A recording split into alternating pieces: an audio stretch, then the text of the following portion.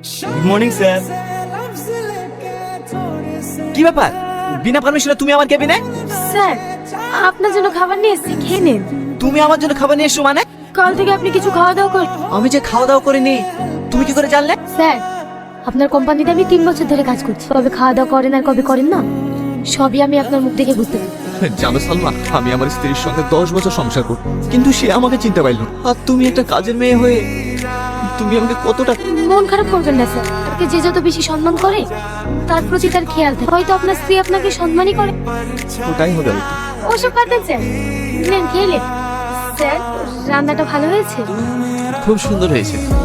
এই একটা কথা বলবো? হ্যাঁ বলো। বলছিলাম স্যার, আপনি যদি কিছু মনে না করেন তাহলে আজকে দুপুরের খাবারটা আমার বাড়িতে খেলে খুব খুশি হতো। দুপুরে তোমার বাড়িতে?